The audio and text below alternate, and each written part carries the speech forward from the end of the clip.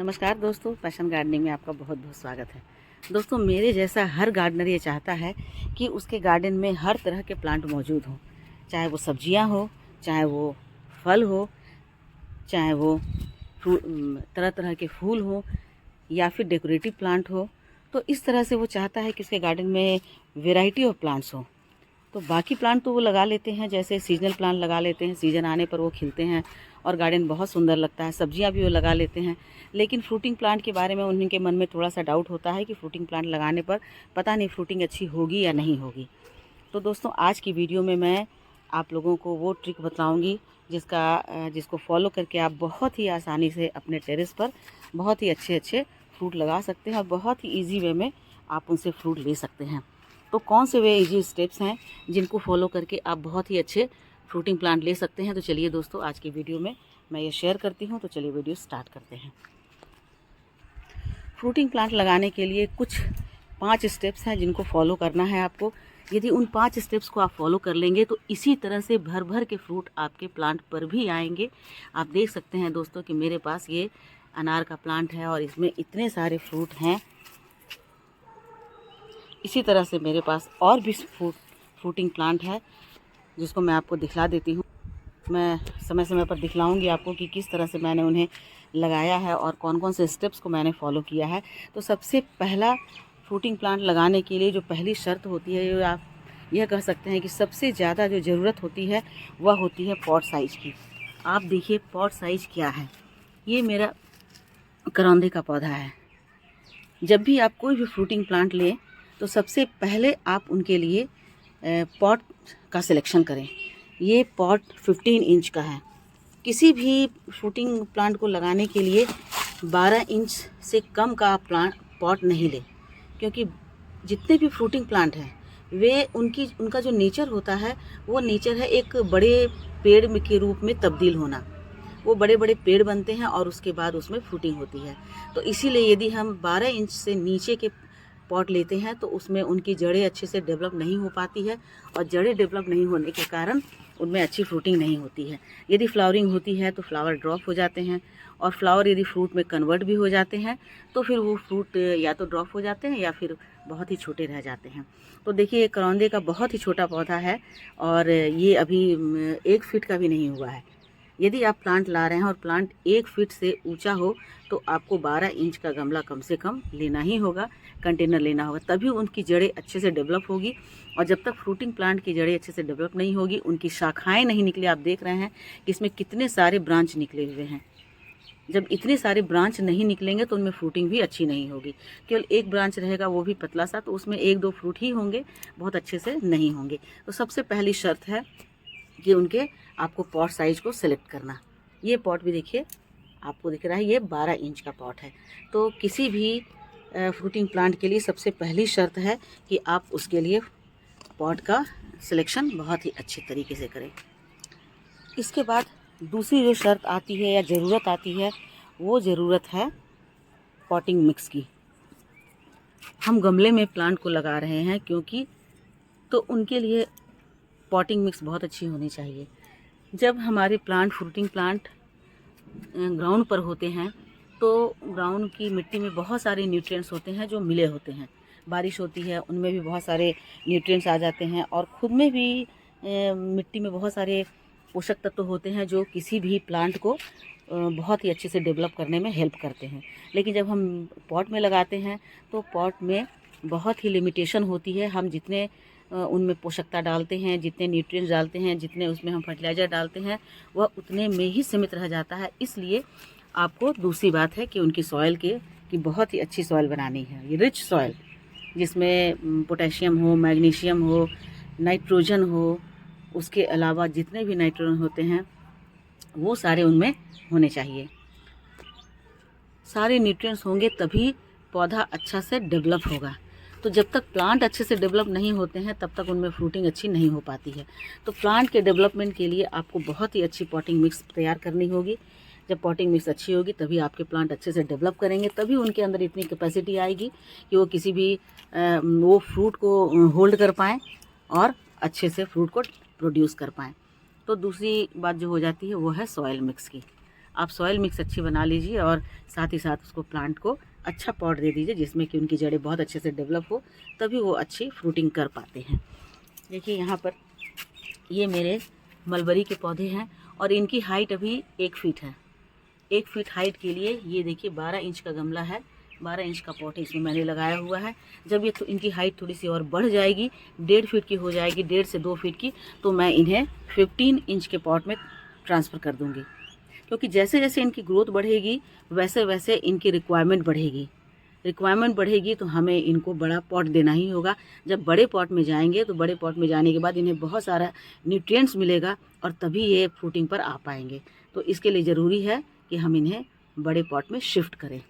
ये देखिए मेरा एक 15 इंच का पॉट है और इसमें ये एक चीकू का प्लांट लगा हुआ है और ये काफ़ी अच्छा है, 2 फीट से 2.5 फीट का होने वाला है।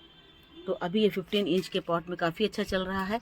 नेक्स्ट ईयर मैं इन्हें रिपॉट करके और इससे बड़ा पॉट इन्हें दूंगी ताकि ये और अच्छे से इसमें लग पाए और अच्छे से फ्रूटिंग कर पाए। अभी देखिए इनमें बहुत ही अच्छी फ्रूटिंग के लिए फ्लावर बड बन गए हैं। और ये मेरा जामुन का पौधा है, देखिए ये करीब 3 फीट का हो गया है, लेकिन ये काफ़ी अभी थिन है, लीन एंड थिन। तो जब मैंने इसे लगाया था तो उस समय भी इसकी हाइट इससे थोड़ी सी कम थी, लेकिन बहुत ज़्यादा ब्रांचेस नहीं थे। अब जाकर बारिश हुई है तो बहुत सारे ब्रांचेस निकल गए हैं। तो नेक्स्ट ईयर अब मैं इन्हें भी, ये 15 इंच का पॉट है तो इससे बढ़ करके मैं इन्हें 18 इंच का पॉट दूंगी। क्योंकि ये जामुन के पेड़ जामुन हो तो ये या फिर चेरी हो या फिर चीकू हो, ये सभी पेड़ में डेवलप हो जाते हैं, तो इनके लिए बहुत ही बड़ा कंटेनर लेने की ज़रूरत होती है। ये मेरे एक गुआवा का पौधा है और देखिए 24 इंच के पॉट में लगा हुआ है और देखिए इनकी ब्रांचेस ये कितने अच्छे से फैल रहा है। तो जिस तरह से एक पेड़ होता है ज़मीन में, उसी तरह से पॉट में यदि आप उन्हें पेड़ बनने के लिए वो सारी सुविधाएं दे देंगे तो तभी वो अच्छे से फ्रूटिंग कर पाएंगे। और यहाँ देखिए एक और मेरा गुआवा का प्लांट है और ये भी 20 इंच के पॉट में लगा हुआ है और ये बहुत अच्छे से इनकी भी डेवलपमेंट हो रही है। अभी इनकी ब्रांच बहुत ज़्यादा थिक नहीं हुई है, लेकिन चारों तरफ से ब्रांच इनके निकल रहे हैं, तो इतने बड़े पॉट देंगे तभी वो अच्छे से बढ़ पाएंगे। ये अनार का पौधा है और ये 6 साल, 5.5-6 साल पुराना है। तो देखिए काफ़ी इनकी चौड़ाई बढ़ गई, लंबाई बहुत ज़्यादा नहीं बढ़ी है, लेकिन फिर भी करीब ये 4 फीट के हैं। तो इसके लिए मैंने इन्हें बहुत बड़ा सा ड्रम दिया है। तभी देखिए इनमें फ्रूटिंग क्यों इतनी अच्छी हो रही है, क्योंकि मैंने ये बहुत बड़े से ड्रम में लगे हुए हैं। तो इनकी जड़ों को पूरी तरह से मिट्टी अच्छी मिल रही है, न्यूट्रिएंट्स अच्छे मिल रहे हैं। तो इतने सारे फ्रूट लगे होने के बाद फिर भी इनमें फ्लावरिंग हो रही है और लगातार इनमें फ्लावरिंग और फ्रूटिंग चल रही है। तो अच्छी फ्रूटिंग चाहते हैं तो हमें अपने पौधों को ये सुविधा देनी होगी। तीसरी इम्पॉर्टेंट बात जो आती है वो है, जब आप प्लांट लगाएं फ्रूट के तो शुरू के 1, 1.5 या 2 साल उनके ब्रांच को घना करने में आप ध्यान दें। क्योंकि ब्रांच यदि पेड़ घने नहीं होंगे तो उनमें ज़्यादा फ्रूटिंग नहीं होगी और पौधे को उतना अधिक स्ट्रेंथ नहीं मिलेगा। देखिए ये मेरे एक रेड गुआवा है, तो इसको मैंने क्या किया, यहाँ से प्रून कर दिया है, आप देखिए कट कर दिया है। तो उसके बाद और फिर बीच से और भी मैंने जगह में कट किया है। तो इसके बाद आप देखिए इनकी कितनी सारी ब्रांच निकल गई है और बीच से मैंने पत्ते भी हटा दिए, तो सब जगह से इनकी ब्रांचेस निकलती चली जा रही है। जब ब्रांच ज़्यादा होंगे तो पौधे में स्ट्रेंथ ज़्यादा आएगी और जितनी स्ट्रेंथ आएगी उतनी ज़्यादा वो फ्रूटिंग कर पाएंगे। तो इसलिए बहुत ज़रूरी है कि ब्रांचेस को समय रहते ही उन्हें थोड़ा प्रून करते जाएं। यहाँ भी देखिए प्रून किया गया और कितने सारे ब्रांच यहाँ से आ रहे हैं। आप ये नहीं देखें कि प्लांट को कट कर देने पर वो कैसा लगेगा, आपको ये ध्यान देना है कि हमें प्लांट को थोड़ा सा घना बनाना है। इसलिए 1-1.5 साल तक उनके ब्रांच को प्रून करना है ताकि वो ज़्यादा से ज़्यादा ब्रांच प्रोड्यूस कर सके। जितने ज़्यादा ब्रांच आएंगे उतने ज़्यादा आप फ्रूटिंग उससे ले सकती हैं। देखिए इनके ब्रांच को भी मैंने यहाँ से कट कर दिया है क्योंकि ये काफ़ी छोटा प्लांट है और इतने छोटे प्लांट में भी ये फ्रूट प्रोड्यूस कर रहा है। आप देखिए बहुत ज़्यादा थिक नहीं है। इसे मैंने कब लगाया है, आप इसे मैंने जनवरी में मैंने लगाया था। बहुत ज़्यादा थिक नहीं है और इनकी हाइट भी बहुत ज़्यादा नहीं है। मैंने 15 इंच के गमले में इन्हें लगाया है और मैं जिस ब्रांच पर मैं देखती हूँ कि फ्रूट नहीं आ रहे हैं, फूल नहीं आ रहे हैं, उस ब्रांच को मैं कट कर देती हूँ। अननेसेसरी वो केवल जो पोषकता है मिट्टी की वो लेते रहेंगे, इससे फ्रूट को काफ़ी हानि होगी।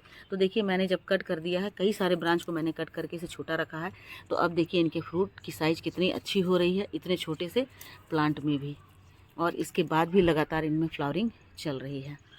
तो मैं और भी आपको दिखला देती हूँ कि किस तरह से। और यहाँ से भी देखिए मैंने इन्हें कट कर दिया है, और कट करने में नए ब्रांच निकले हैं, तो उसे भी मैं अभी, क्योंकि इस नए ब्रांच में तो फ्लावर्स नहीं आते हैं, तो अभी मैं इन्हें कट कर दूँगी ताकि प्लांट को और ज़्यादा एनर्जी मिल सके। और देखिए हर तरफ से ये बहुत ही अच्छे से फ्रूटिंग कर रहे हैं। तो इस छोटी बात को ध्यान रखना बहुत ज़रूरी है कि जो भी ब्रांच ऐसे हैं जिस ब्रांच में फ्लावर नहीं आएंगे, फ्रूट नहीं आएंगे, तो उन्हें आपको कट करना ज़रूरी हो जाता है, क्योंकि कट कर देने पर एक तो ब्रांच घने हो जाते हैं, और दूसरा यह होता है कि प्लांट को बहुत ज़्यादा एनर्जी मिलने लगती है, तो इससे वो बहुत जल्दी फ्रूटिंग करते हैं। देखिए इसे भी मैंने जो अंजीर का पौधा है मैंने 24 लीटर के बाल्टी में लगाया है, और देखिए कितने अच्छे से फ्रूटिंग कर रहे हैं। और इन्हें लगाए हुए मुझे मात्र 5 महीने हो रहे हैं। 5 महीने में इसमें इतने सारे फ्रूट आ रहे हैं। तो किसी भी प्लांट से फ्रूटिंग लेने के लिए आपको प्लांट को समझना होगा कि हमें प्लांट की रिक्वायरमेंट क्या है। जब प्लांट की रिक्वायरमेंट हम समझ जाते हैं तो अच्छी तरह से वो फ्रूटिंग पे आ जाते हैं।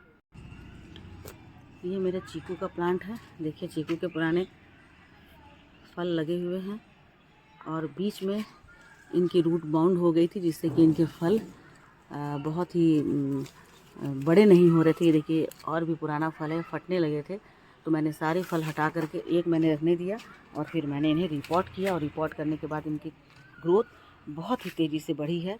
और बढ़ने के बाद आप देख रहे हैं कि कितना घना हो गया है ये पेड़, और अब कितने सारे इसमें फ्लावर बड आए हुए हैं। जितने ज़्यादा ब्रांच होंगे उतनी ज़्यादा फ्लावरिंग होगी, और उतने ही इनमें फ्रूटिंग होगी। इनके आप ब्रांच को, स्टेम को देखिए कितने थिक हो गए हैं, बिल्कुल पेड़ की तरह। तो जब तक ये पेड़ की तरह डेवलप नहीं होंगे तब तक वो फ्रूटिंग नहीं करेंगे। तो दोस्तों फ्रूटिंग प्लांट के लिए 3 बहुत ही मुख्य बातें हो चुकी है: पॉट की साइज़, सॉइल मिक्स, और तीसरी बात है प्रूनिंग। अब सबसे चौथी बात जो ज़रूरी है वो है फर्टिलाइजेशन की। देखिए छोटे छोटे जो पौधे निकलते रहते हैं ब्रांच, उन्हें प्रून करना है। तो अब बात आती है कि हम पौधे को कब कब और किस तरह से फर्टिलाइज करें, क्योंकि पॉट में जब कंटेनर में लगा रहता है कोई भी फ्रूटिंग प्लांट, तो उसको समय समय पर हमें देते रहना पड़ता है कि किस तरह से हम उन्हें फर्टिलाइज़र दे दें, कौन सा फर्टिलाइज़र दें जिससे कि वो फ्रूटिंग पर अच्छे से आएँ और उनमें बहुत अच्छी फ्रूटिंग होती रहे। तो ज़रूरी है कि हमें उन्हें कैसी फर्टिलाइज़र देनी चाहिए जो कि जिसमें सारे न्यूट्रिएंट्स मिले हुए हों। एनपीके तो होना ही चाहिए, नाइट्रोजन, फास्फोरस, पोटेशियम, इसके अलावा मैग्नीशियम और भी बहुत सारे माइक्रो न्यूट्रिएंट जो कि उनमें बहुत ज़्यादा ज़रूरी है। तो जब फ्रूटिंग पे आ जाते हैं तो हमें उस समय यह ज़रूरत होती है कि 15 डेज़ पर हमें उन्हें फर्टिलाइज़र देना ही है। आप उन्हें पत्तों की खाद भी दे सकते हैं। आप देख रहे हैं कि यहाँ पत्ते जो हैं डले हुए वो धीरे धीरे फर्टिलाइज़र में कन्वर्ट हो रहे हैं, कंपोस्ट में कन्वर्ट हो रहे हैं, और साथ ही साथ इसमें गोबर की खाद डली हुई है। ये देखिए ये गोबर की खाद है। तो गोबर की खाद बहुत ही अच्छी होती है, बहुत ज़्यादा उसमें ताकत होता है, नाइट्रोजन भी होता है, और साथ ही साथ उसमें फ्रूट को होल्ड करने की, फ्रूट को प्रोड्यूस करने की भी ताकत होती है।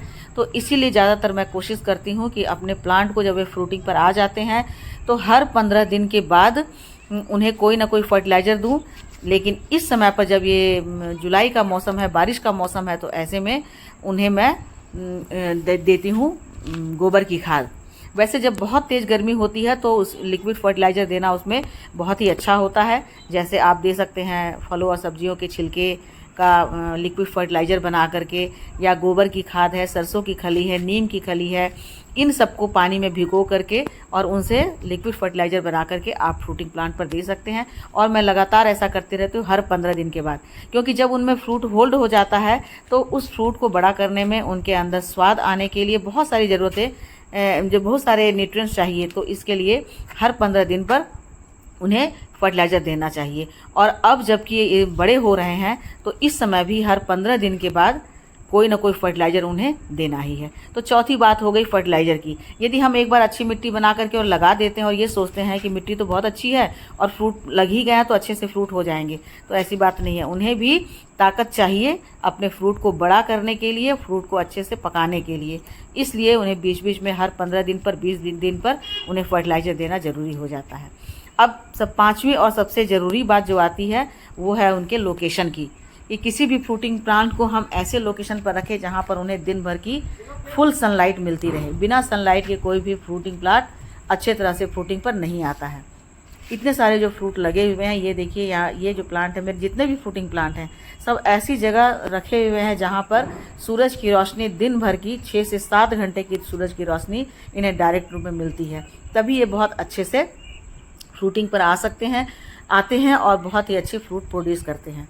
मेरे बहुत सारे फ्रूट प्लांट आप देख रहे हैं कि यहाँ पर ये नींबू का प्लांट है, इसके पहले आपने चीकू का प्लांट देखा, उसके पहले आपने अनार का प्लांट देखा, अमरूद का प्लांट देखा। इन सब में फ्रूट लगे हुए हैं। जो भी मैं फ्रूटिंग प्लांट लगा रही हूँ सब में बहुत ही अच्छे फ्रूट लगे हुए हैं, क्योंकि प्रॉपर से मैंने उन्हें पॉट सही साइज़ का दिया, साथ ही साथ उसमें पॉटिंग मिक्स बहुत अच्छा बना और समय समय पर मैं उन्हें प्रूनिंग करती रहती हूँ, जिससे कि उनके ब्रांचेस बढ़ते हैं और पौधा बहुत ही थिक होता जाता है, घना होता जाता है। उसके बाद उसमें फर्टिलाइज़र तो बहुत ज़्यादा मैं ध्यान रखती हूँ और समय समय पर जब भी मैं फर्टिलाइज़र देती हूँ तो उसका मैं वीडियो बनाती हूँ। मेरे चैनल पे वीडियो अपलोडेड है, आप चाहें तो विज़िट करके मेरे चैनल पर देख सकते हैं। और अंतिम बात है, पाँचवीं बात, कि उन्हें अच्छी लोकेशन दे ताकि उन्हें दिन भर की डायरेक्ट सनलाइट मिलती रहे, तब आपके प्लांट बहुत ही अच्छे फ्रूटिंग पर आ जाएंगे। तो दोस्तों ये बहुत ही ज़रूरी है, ये छोटी छोटी सी बात है, ये 5 मुख्य कारण है या तरीका है जिससे कि हम किसी भी फ्रूटिंग प्लांट से बहुत अच्छी फ्रूटिंग ले सकते हैं। तो ठीक है दोस्तों, आज के लिए बस इतना ही। वीडियो अच्छी लगी हो तो लाइक शेयर कमेंट कीजिए, और मेरे चैनल पे नए हैं और सब्सक्राइब नहीं किया है तो ज़रूर सब्सक्राइब कर लीजिए और नोटिफिकेशन के लिए बेल आइकन को ज़रूर प्रेस कीजिए। मिलती हूँ अगले वीडियो में एक नई जानकारी के साथ। तब तक मेरे साथ बने रहें और अपना बहुत सारा ख्याल रखें। Thank you.